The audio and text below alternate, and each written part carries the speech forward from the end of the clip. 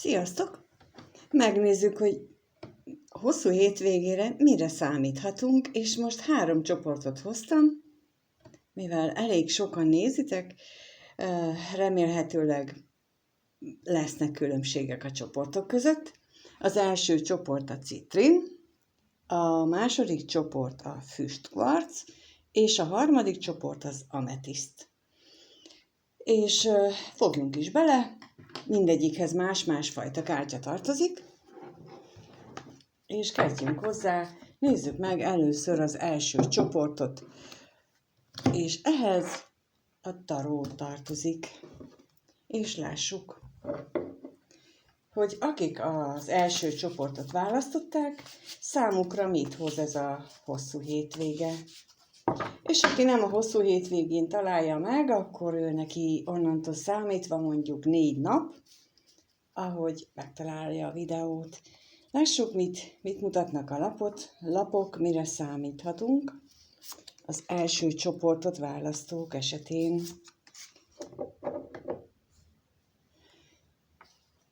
Jaj, de szép ez az első 2 lap. Ez nem annyira, hát miért ne? De nem baj, kompenzálja, és tulajdonképpen nagyon szépre sikerült végül is, mert hogy kijött a kejhekász, a végítélet, a kardok 9-es, a nap és a mágus. És ez a hosszú hétvége egyeseknek azt hozhatja, hogyha voltak is eddig olyan dolgok az életedben, amelyek sok problémával jártak, sok agyalással, sok belső vívódással, állandó belső monológokkal, sőt, néha álmatlan éjszakákkal, vagy fölriadásokkal, akkor valami történik, méghozzá végítélettel. Tehát valami olyan történik ezen a hétvégén, aminek meg kell történnie. És a napból és a mágusból ítélve, ez, aminek meg kell történnie, ez egy nagyon szép dolog lesz. Egy érzelmi újrakezdés, ami hát erősen gyanítom, hogy párkapcsolathoz fűződik, de egyes esetekben lehetséges, hogy a munkával kapcsolatosan lesz egy olyan felismerésetek, mondjuk, hogy mi az, amire te vágytok, és tulajdonképpen ez támogatva is van az univerzum által, és ez a felismerés lehet az és el is indítjátok ezt az új projektet, vagy az, amit felismertek, tehát, hogy ez lesz az, amelyik számotokra a teljes örömet meghozza, azt a munkát, azt a örömteli munkavégzést, amikor nem is munkát végeztek, hanem csak úgy reggeltől estig dolgoztok, és azon veszitek észre, hogy úristen, már este van, pedig még ezt is meg akartam benne csinálni, meg még azt is meg szerettem volna, és egyébként még annyira kíváncsi vagyok, szóval remélem, hogy sokatok ismeri ezt a fajta munkát, ezt a fajta munkavégzést, amikor annyira szívesen csinálja az ember a munkáját, hogy abba se szeretné hagyni, pedig hát mondjuk a családja is nagyon fontos számára, de valahogy nem is igazán tud választani, mert mind a kettő a szívében van. Na, ilyen típusú munkára gondolok, amikor azt mondom, hogy ráébredtek arra, hogy mi az, ami ezt jelenti a számotokra. Akinél nem munkáról van szó, hanem párkapcsolatról, abban az esetben lehetséges, hogy ha már párkapcsolatban vagytok, akkor megújul ez a párkapcsolat. Nem biztos, hogy minden problémamentesen, mert itt ebben az esetben jelezheti a kardok 9-es azt, hogy egy ideje már problémák vannak a kapcsolatban, egy ideje már nem úgy mennek a dolgok, ahogyan azt is szerettétek volna, vagy szeretnétek, de a végítélettel itt azt jelenti, hogy ennek meg kell újulnia, mert ez van megírva. És ez a megújulást jelenti itt a Kejhekásza. Akinél nem ez a helyzet, ott lehetséges egy olyan új ismerettség, egy olyan új belépése az életedbe, aki meg megint meg van írva, akinek jönnie kell, és aki meghozza számodra azt a boldog életet, amire mindig is vágytál, azt a kreatív energiát, ami az élethez nélkülözhetetlen, amit sajnos, amikor érezzük, akkor hajlamosak vagyunk lebecsülni, félretenni, és nem tudomást venni róla, pedig anélkül az élet elég nehézkes. És ez a kreatív energia, ez kéz a kézben jár a szeretettel és a valódi mély szerelemérzéssel. Mert ami szerelem, az támogatva van, abban benne van a kreatív energia, abban benne van az, hogy azok az emberek harmonikusan tudnak, vagy párok harmonikusan tudnak együtt dolgozni is, együtt létezni is, családot is együtt szépen tudják működtetni, és ez a valódi lélektársi. Nem amit rámondunk, hogy ő a lélektársa, nem, hanem ami úgy magától és nagyon gördülékenyen működik.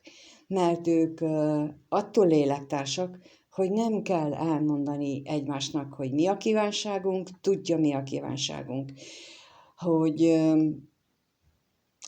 Hogyha én azt mondom, hogy 10 centis falat akarok, akkor ő 10 centiset fog húzni, vagyis nekem mondjuk, pedig 15-ről beszéltem korábban. Tehát, mit tudom én, amikor egy építkezésről van szó, akkor ő tudja, hogy én valójában nem is akartam 15 centiset, mert nem is arról beszéltünk, de az én kedvemért megváltoztattam mondjuk. És hogyha ilyen van, akkor azok a párok összetartoznak a végítélettel is, az univerzum támogatásával is, mert nem kell mondani a másiknak, hogy mit akar az egyik, mert tudja. És legfeljebb csak az ego az, aki eltávolítja őket egymástól, de a szív azt tudja, meg hát az univerzum is.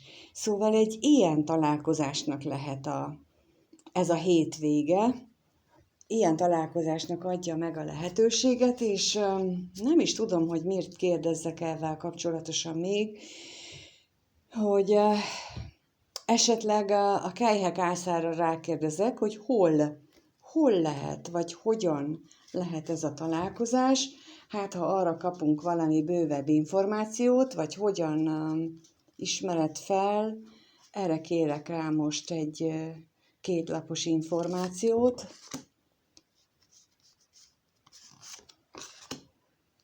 Kardokötös az erő lapjával, és hát mondjuk egy csatatéren kevés esélye van, hogy találkoztok, de egy szópárbaj azért lehetséges.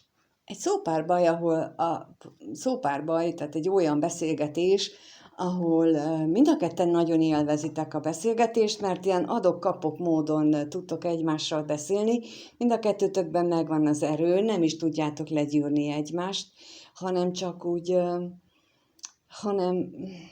szóval erőteljesek vagytok mind a kettő, és ettől lesz olyan élvezetes ez a szópárbaj, és ez már annak az előjele, amit az előbb mondtam a mágusnál, hogy nagyon jól tudtok együttműködni, beszélgetésben is nagyon tudjátok így kifejezni magatokat a másikkal szemben, megvédeni is meg tudjátok, támadni is tudtok, idézőjeles támadást, tehát, hogy ilyen civakodós jelleggel is, és mégis nagyon élvezetes.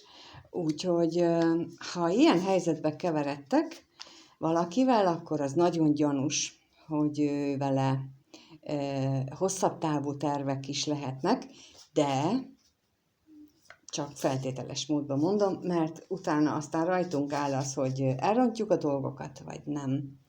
És a mágusra is rákérek még kettőt, hogy mi az, ami intőjel, vagyis figyelmeztetésként, hogy ne rontsuk el, ha már egyszer mondtam, hogy el tudjuk rontani, milyen figyelmeztetést adna a mágus, ebben az esetben ugyancsak 2 lappal.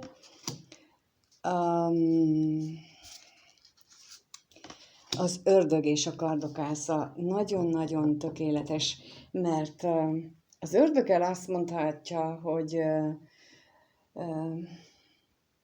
annyira szép ez az egész, amivel találkozunk, hogy szinte függővé leszünk.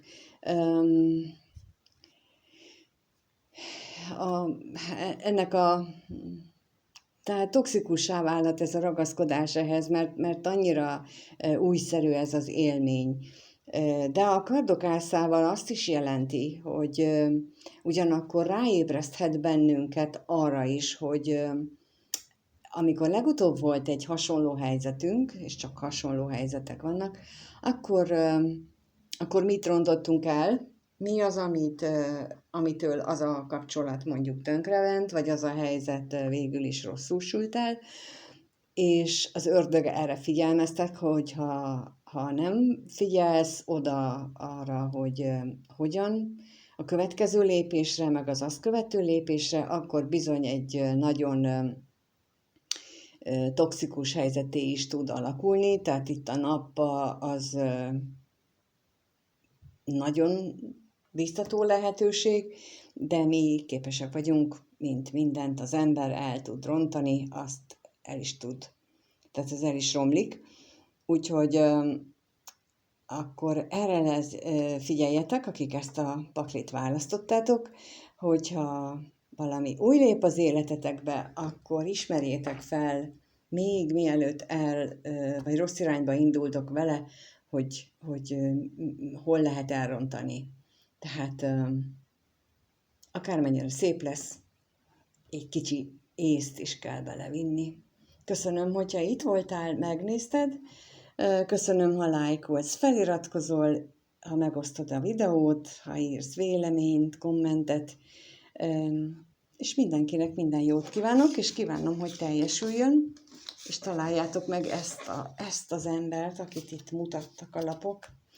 Köszönöm, és akkor lássuk a második csoportot.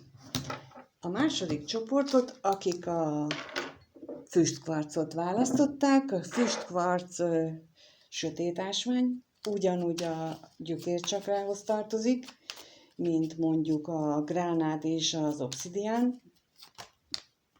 A füstkvarc hatékony a 4. dimenziós energiákkal szemben, de minden védelemmel kapcsolatos dologban és a földelésben nagyon hatékony tud lenni, és mint látjátok, ez is egy karkötő, úgyhogy karkötőként is bátran lehet viselni, vagy zsebben. És akkor lássuk, hogy akik ezt a 2. csoportot választották számunkra, mit mutatnak a lapok a következő hosszú hétvége napjaira, illetve a következő 4-5 napra, attól függően, hogyha később találod meg, vagy talál rád ez a videó. Tehát mit mutatnak számodra a lapok, hogy mi történik? Mi történik ez alatt, a hosszú hétvége alatt? A hosszú hétvége alatt mi történik? Ki jött rá a kasza, az egerek, a szív, illetve a szerelem, a női főszemély és a koporsó. És ezzel kapcsolatosan az jön nekem, hogy valami véget ért. Valami olyan szívfájdalom történt, olyan elbúcsúzás, ami tényleg nagy fájdalommal lezárásra járt az életetekben, és így az egerek lapjával, vagy patkányok, mindegy, azt mutatja, hogy kezdesz bennetek fel lazulni. ez a fájdalom talán már nem olyan mély, a fájdalom időnként már meg tudtok engedni magatoknak egy kis örömet, már tudtok mosolyogni, de ettől függetlenül középen az egész életeteknek a közepén tulajdonképpen a szerelem áll, és csak mellette vagytok ti. Tehát olyan, mintha a fókusz a szerelmem volna, és magatok, vagy melletti, csak mellékszereplőtök lennétek ebben a szerelmi helyzetben. És a koporsóval nekem most az jön, hogy teljesen alárendelitek magatokat ennek a szerelemérzésnek, és bizony sok részleteket, nagyon értékes részleteket, azt úgy eltemetitek, magatok alá gyűritek, nem akartok vele foglalkozni, mert az a tévhitetek van, hogy akkor így, ahogy most csináltok, amit csináltatok magatokból, így szerethetőbbek vagytok. És milyen érdekes, hogy nemrég olvastam pont ilyenekről, hogy a megfelelési kényszerünk egy ideának, egy általunk elgondolt dolognak, és akkor itt most a szerelmet, én ezt így érzem, hogy a mi fejünk szerint működő szerelem, ahogy ki kellene nézni, annak rendeltük alá a magunkat, a viselkedésünket, a ruhánkat, a hajviseletünket, a kinézetünket, a belső gondolatainkat, és mindent annak rendeltünk alá, és nagyon értékes részeinket pedig a koporsóba zártuk, eltüntettük, mert azt gondoltuk, hogy akkor, ha ezt megtudják, vagy megtudja a férfi, akire gondoltok, akkor ő nem fog ezért szeretni benneteket. Pedig pontosan ez a lényeg, hogy pont akkor fognak szeretni bennünket, ha látják, hogy kik vagyunk. És én most ebből a hosszú hétvégéből úgy érzem, hogy egyrészt azzal, hogy most így elmondom, hogy gyakran így működünk, én is, más is, erre így ráeszmélve lehetőséget kapunk arra, hogy változtassunk rajta. Megkérdezem itt a kaszát, hogy mi az, amit lezártunk, vagy befejeződött nálunk, és mi az, amit az egerek elvihetnek már az életünkből. A kaszára kérnék több információt.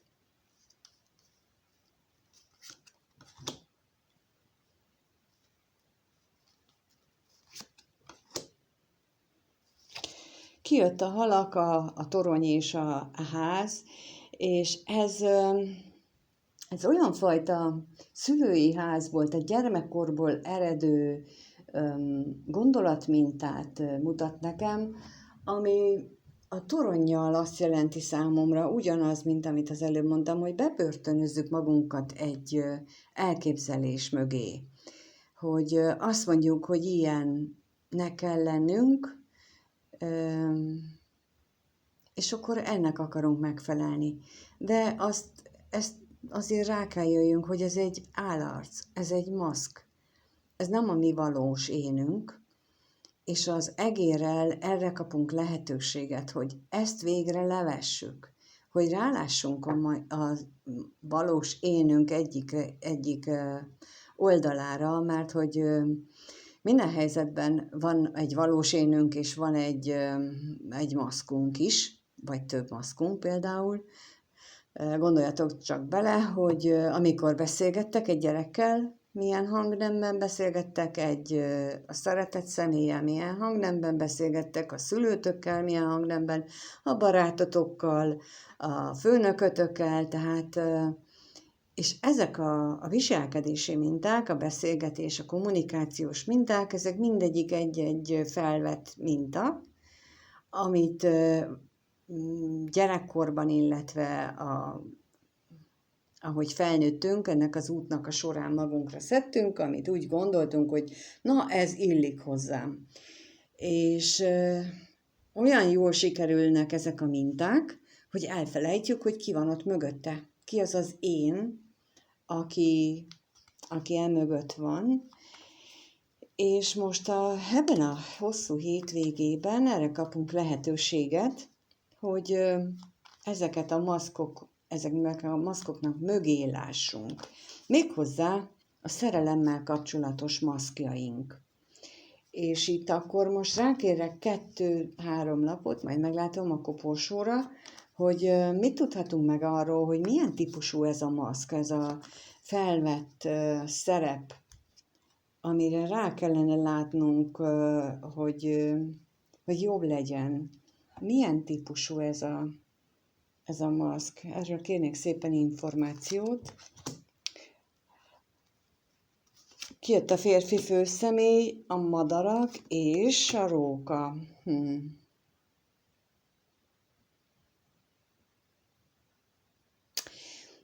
Ebből az jön nekem most, hogy amikor beszélgetünk valakivel, a férfival, a fontos férfi személlyel, ha férfi vagy, akkor kérlek cseréld meg akkor a női főszemély te vagy, és akkor a férfi főszemély meg a párod, a társad. És amikor beszélgetünk vele, vagy amikor információkat, híreket kapunk róla, például van egy közös ismerősünk, és azután érdeklődünk, hogy te tudsz róla valamit, vagy ismered, vagy mit tudsz róla, akkor arra figyelmeztetnek itt a lapok, hogy nem kell mindent elhinni. Nem kell mindent elhinni, amit ők mondanak, mert az a férfi főszemély, az a másik, ő ugyanúgy szerepet játszik, mint mi. Lehetséges, hogy ő mondjuk annyiban van jobb helyzetben, hogy ő azért tudja, hogy ki ő valójában, de az is elképzelhető, hogy még annyira sem tudja, hogy szerepet játszik, illetve, hogy ki is ő valójában, mint mi. Úgyhogy mindig azt tanácsolják itt a lapok, hogy mindig kezeljük fenntartásokkal azt, hogy mit hallunk arról a másikról, és a hétvégén valószínűleg erre kapunk lehetőséget, hogy ilyen módon lássunk a saját belsőnkre rá. Kérek még 2 lapot a szerelemre, hogy ez milyen, hogy kaphatunk-e arról információt, hogy lesz erre valami konkrét cselekvés, ami erre utal, hogy na most kell elgondolkodnunk ezen, vagy csak úgy általában véve. De szerelemre kérnék lapot. Kijött a lóhere és a hajó, és arra, hogy hová jutunk ezáltal a gólya. Tehát, hogy nem azt mondja, hogy mi lesz a konkrét esemény, ami bennünket ezen az úton most a hétvégén vezet, hanem azt mondja, hogy ha ezzel foglalkozunk, akkor az egy nagyon szerencsés dolog lesz, és egy új irányba vihet el bennünket, ami számunkra nagyon pozitív lehetőségeket tartogat. És mondjuk, ha abból indulok ki, hogy a kaszával, tehát a szívfájdalommal, egy lezárással, egy régóta meglevő negatív élménnyel élünk, és azt mondják a lapok, hogy dolgozzuk már fel, és utána elkezdhetünk végre egy pozitív életet, és ráadásul megjelenik itt egy férfi főszemély is, ami jelentheti azt is, hogy némelyeknél megjelenik, akkor valóban egy pozitív irányt mutatnak ezek a lapok, és nagyon remélem, hogy akik ezt választották, azoknak elindul ez a pozitív irány, és köszönöm, hogyha itt voltál, megnézted, köszönöm, ha lájkolsz, feliratkozol, vagy esetleg megosztod ezt a videót, ha megosztod a véleményedet, azt is, és minden jót kívánok nektek. Sziasztok, 2. csoport, és akkor lássuk. Lássuk a harmadik csoportot, hogy az ő esetükben mit mutatnak a lapok a harmadik csoportot választók számára, mit mutatnak a lapok, mit hoz ez a hosszú hétvége nekik, mire számíthatnak, milyen tanács, milyen üzenet érkezik erre a hosszú hétvégére, mi az, ami történhet. Mi történhet ezen a hosszú hétvégén a 3-as csoport számára, vagy a 3-as csoportot választók?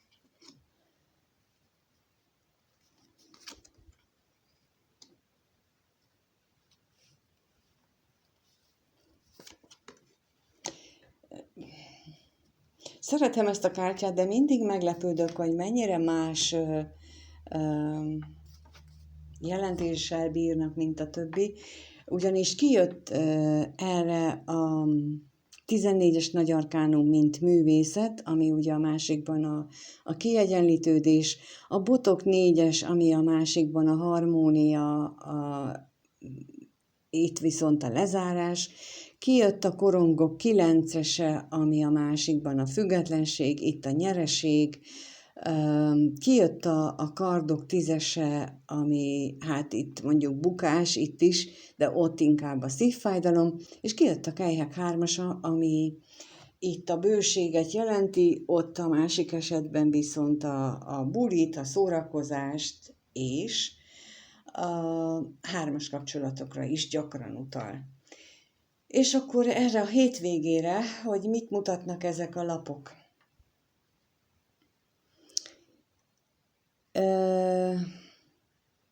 Az jön nekem most ebből, hogy lehetséges, hogy már egy ideje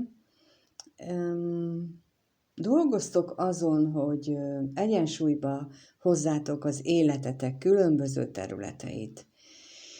És úgy tűnik én nekem, hogy ezt sikerül is végre megoldani, sikerül ezen túljutni, és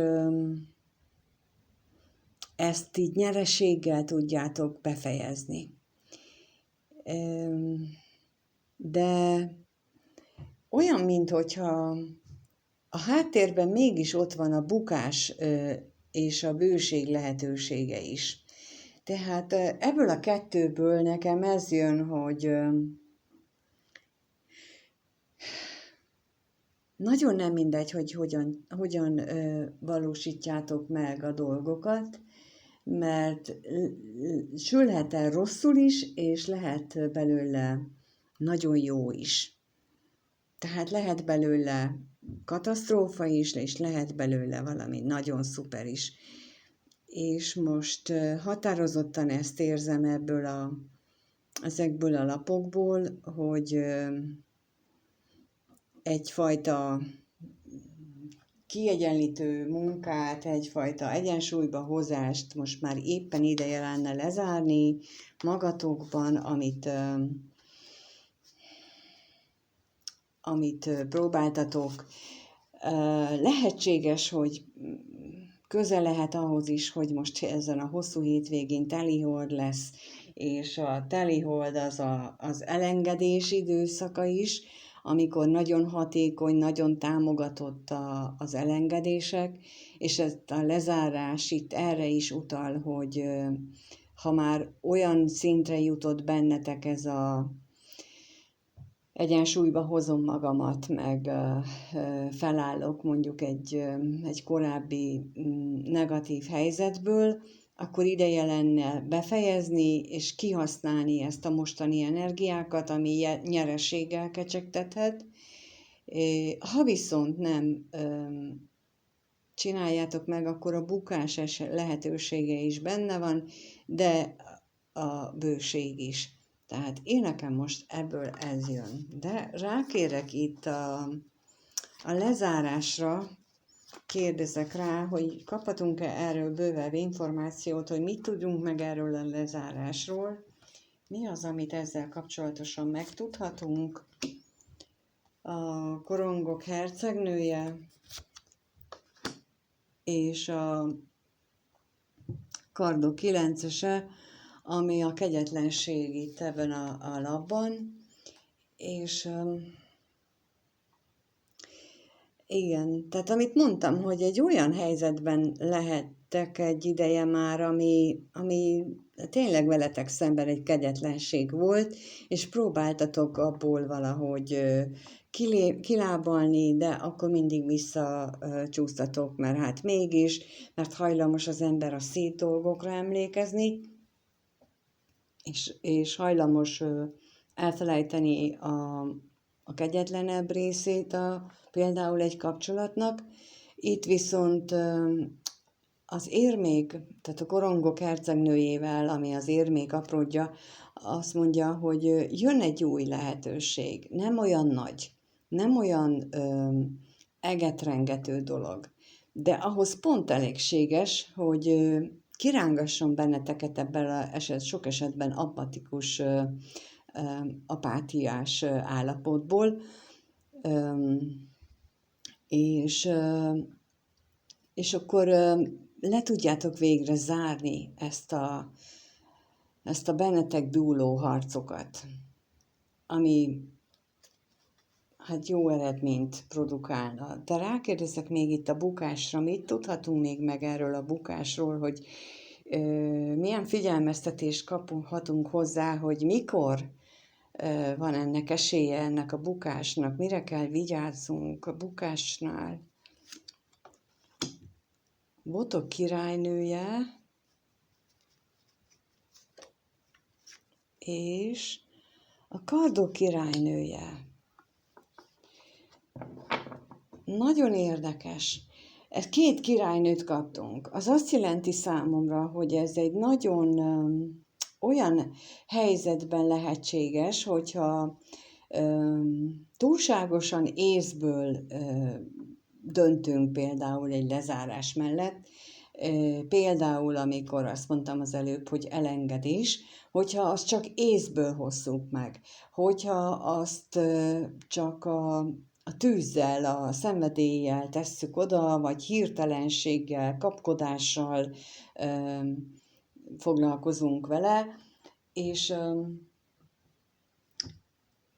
ebben az esetben, ha nem a szívünk vezérel, nem az érzelmek, nem az hozza meg a jó döntéseket, hanem az eszünk, a kapkodásunk, a sodrás, a lendületünk, akkor bizony ez bukáshoz is vezethet, úgyhogy ez a tanács, itt a tanácsnak ez a része ezt jelenti, hogy akkor lehetséges, hogy ebből a korábbi dolgok elengedéséből rosszul jövünk ki, hogyha ezt nem teszünk bele észt, nem teszünk bele szívet, csak észt.